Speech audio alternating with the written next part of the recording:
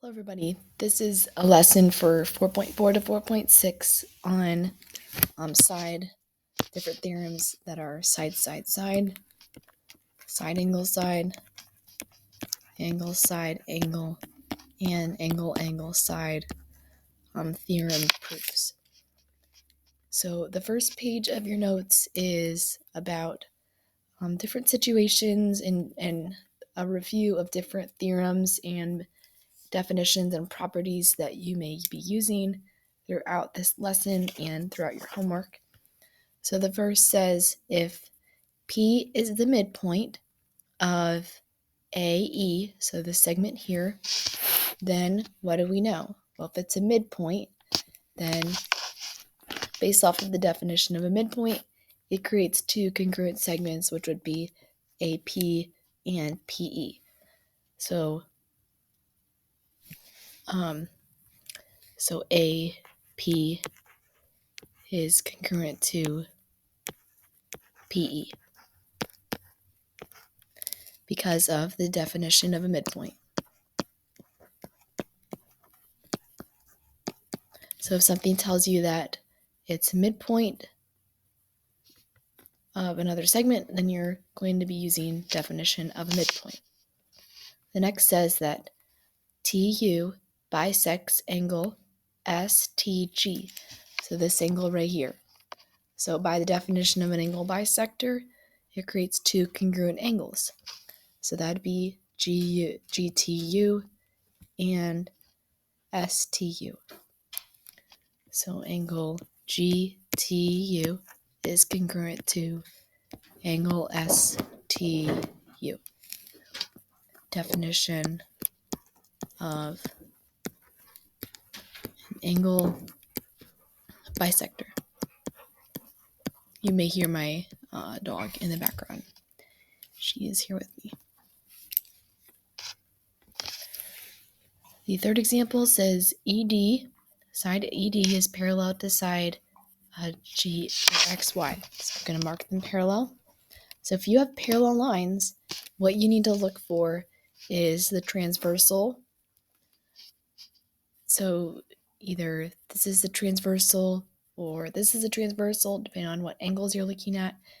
And likely for these situations, you're going to be looking at either corresponding angles or alternate interior angles. Since it's kind of like crisscross here, we're going to be having alternate interior angles congruent. So angle E and angle H would be alternate interior if EY is the transversal. If XD is the transversal, then angle D will be congruent to angle X. So that would be angle E congruent to angle Y and angle D congruent to angle X. Note that it doesn't say that it's a midpoint, so we're not knowing anything about the sides. We don't know that ED is congruent to XY at the moment, so we're not saying anything about that. We're just talking about the angles. So that would be alternate interior angles theorem.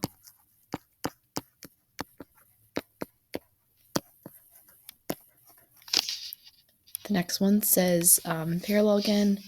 So it says X F parallel to GH.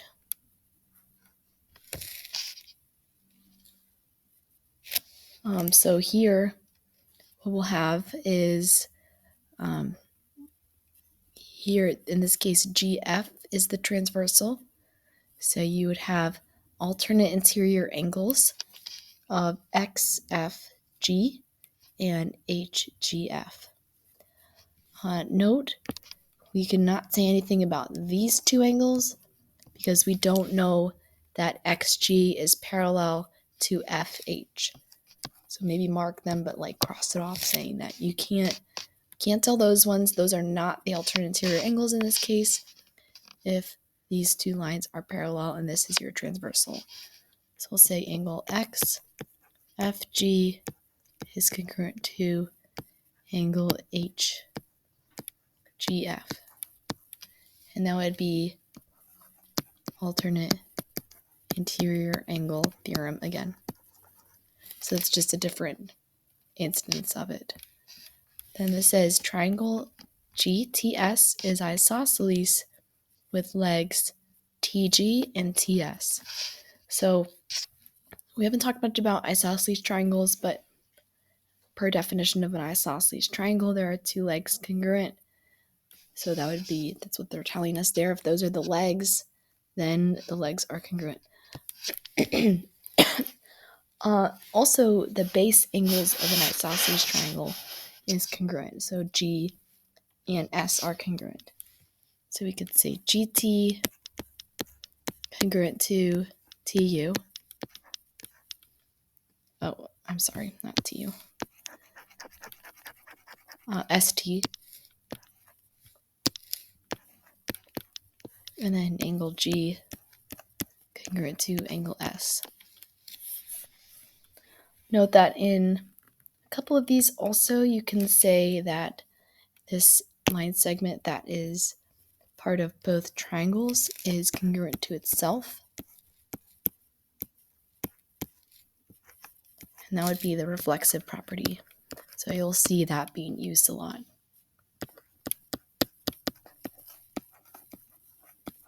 So this would be base angles theorem, which again, we'll talk more about that later. And this is definition of isosceles triangle. So let's do some examples.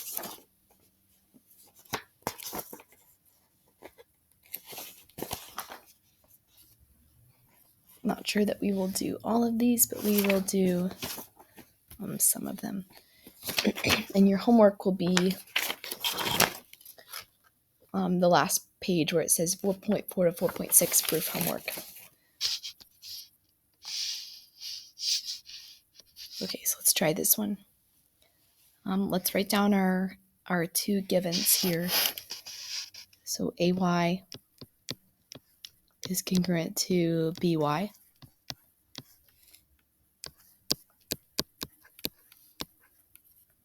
Well, I guess we'll write down all three of them. Angle AYX congruent to angle BYZ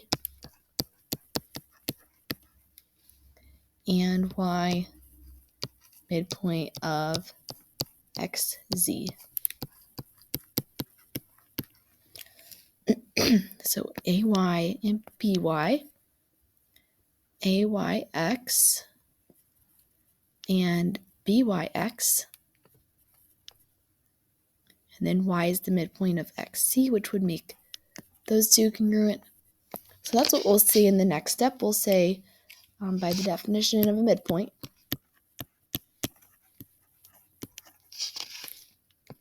XY is congruent to YZ.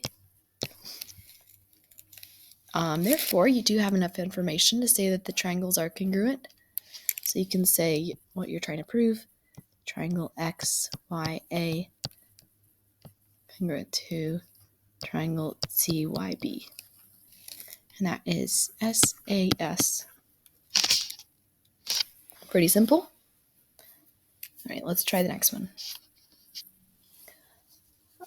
First, we'll state our givens. I'm actually just going to draw an arrow. It's okay if you want to do that too. But I'm also going to mark it in the diagram, which you should also do. So triangle RTS is isosceles with legs RT and TS. So since I'm doing that, then on the next step, I can say definition of isosceles triangle like we did on our previous page. RT is congruent to ST. Definition of isosceles triangle. And then it says Q is the midpoint of RS. So that means RQ is congruent to QS. So RQ is congruent to, well, that would be SQ. We go in order of corresponding parts. And that's the definition of a midpoint. And then for step 5, we could say, we can't say anything about the angles, but we can say that TQ is congruent to TQ because of the reflexive property. They both share side TQ.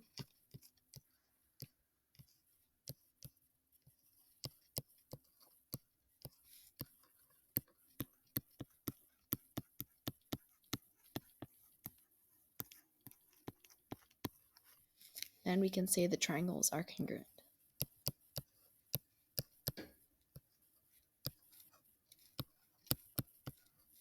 because of side, side, side.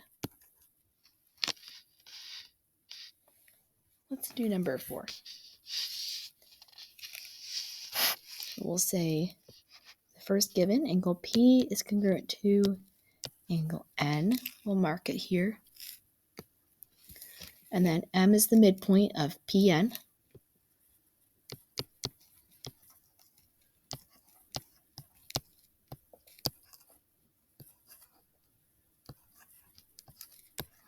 So given. Let's use the definition of a midpoint next. So if it's PN, that means PM and NM are congruent.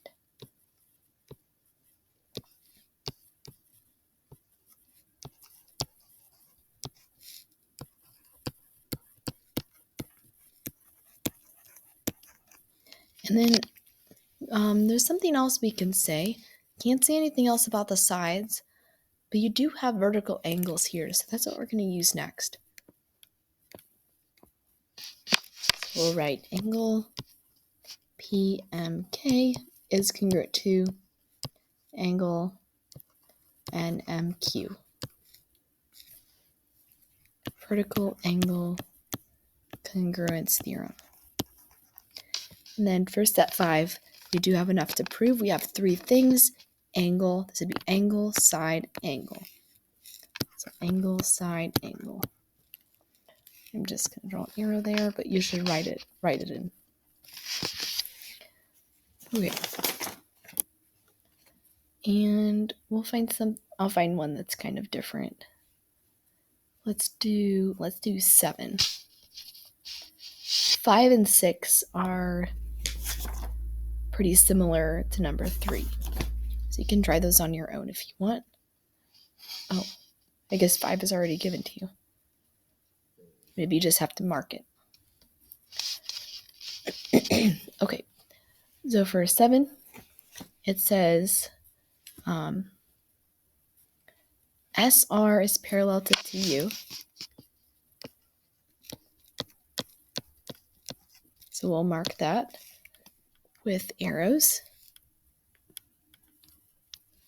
And then angle S is congruent to angle U.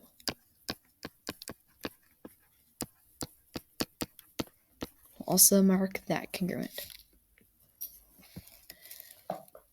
Okay, so next you're going to use, remember from, which one was it? From the first page, the 4th one down, where we use alternate interior angles theorem.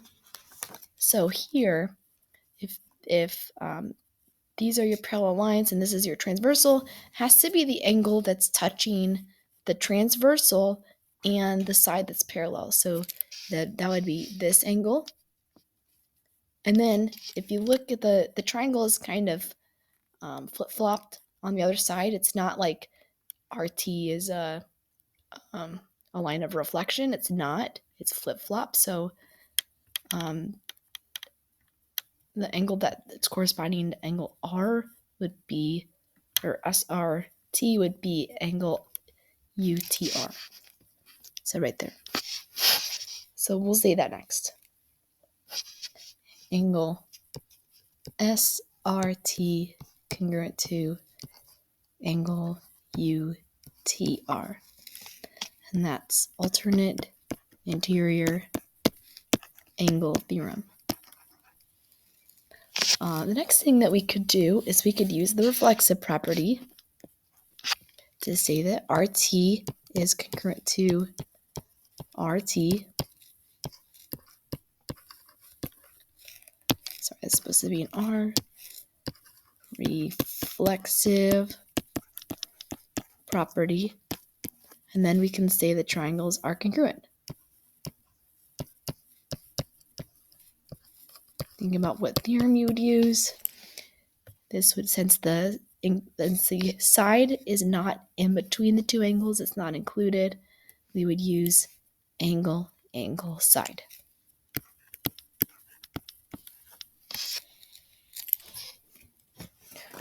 Okay, let's see on the last page which ones we could do. We could do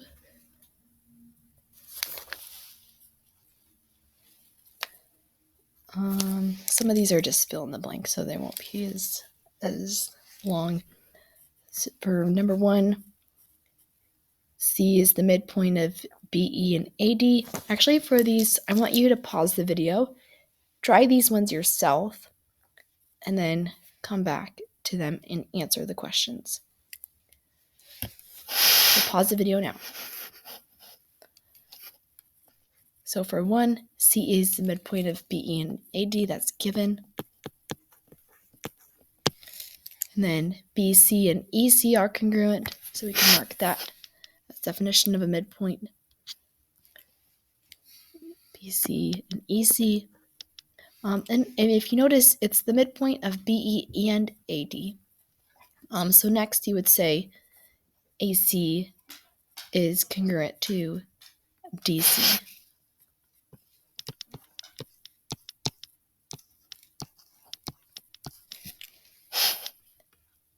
Next, you would use vertical angles theorem.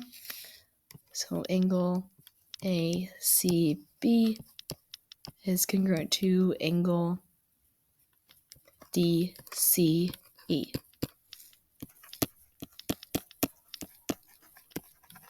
Or you could say BCA and ECD. That's fine too. And this would be side angle side, SAS. For the next one, our given statement will go at the top. BC congruent to DA, given, and mark it. And then AC bisects angle ABCD. So here's BCD. It bisects this angle. So that would mean that angle BCA is congruent to angle DCA.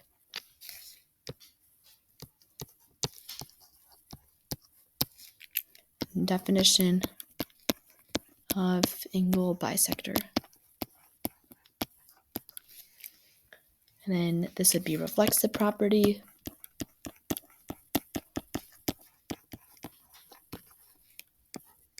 And that would be side angle side again. Those are the triangles you want to prove.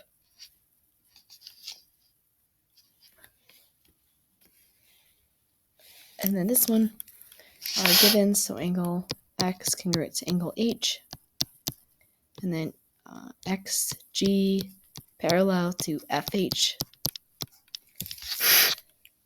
So those are parallel, angle X, angle H. So if they're parallel, then you have alternate interior angles again. So you could say XGF and HFG. In it, angle F. It looks like they already said that. So that's alternate interior angle theorem. Next, you'll use the reflexive property. So FG is congruent to itself.